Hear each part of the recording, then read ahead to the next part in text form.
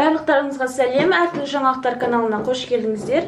Бүгін мен сіздерге бауырдан жасалатын котлетті жасап көрсетемін.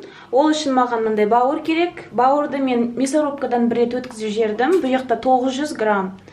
Және де мына жақта менде жұмыртқа, 2 жұмыртқа, үй жұмыртқасы.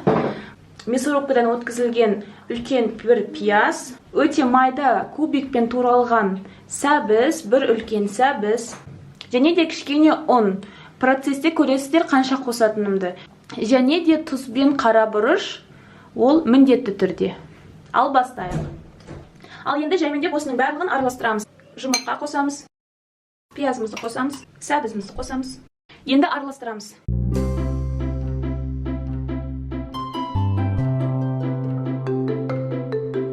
Кішкене тұз қосамыз, және де бұрыш.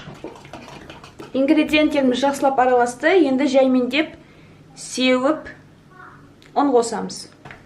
Ұнды жәймендеп қосқан дұрыс, көп қосып қойсаңыз, ол кезде біркелкі болмауы мүмкін.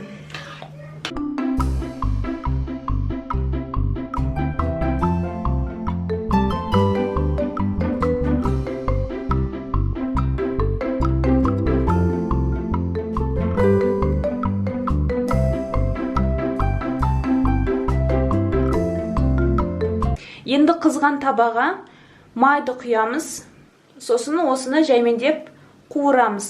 Қазір көрсетемін қалай істеу керек екенін. Жақсылап қызып тұрған табаға қатты томпақ қылмай, кішкентай қылып қуырасыздар.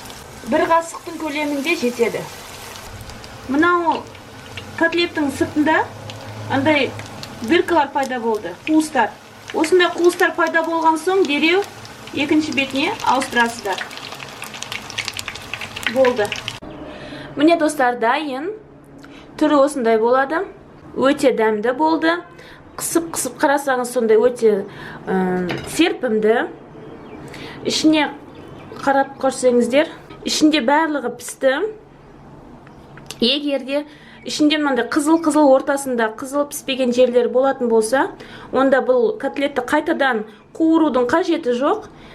15 минуттай мантоваркада ұстасаңыз, 100%-ке дейін пісіп кетеді. Кішкентай балаларыңыз болса, солай тағы да істесеңіздер болады. Енді 100% қорықпай беруге. Абылай өте дәмді, осының өзінде пісті. Мынандай асты жағында піскен кезінде үстіңгі жағында пузыректар пайда болады. Сол пузыректар пайда болады, және үстіңгі жағының қызарған қанды жерлерінің барлығы ағармағанша дейін екінші жаққа аудармайсыздар. Ағарған кезінде ғана екінші жағына аударып қуырасыздар. Сіздерге видео ұнаса, онда лайк қойыңыздар, комментарий жазыңыздар. Қап-қара болып кеткен жоқ, оның өзінің қуырған кезде қоңырлау болып тұрады, сосын кішкене суыған соң қараланады. Ешқандай қорқудың қажеті жоқ, түрі осындай болады. Көргендеріңіз үшін үлкен рахмет. Каналға жазылыңыздар, және де сау саламатта келесі кездескенше сау болыңыздар.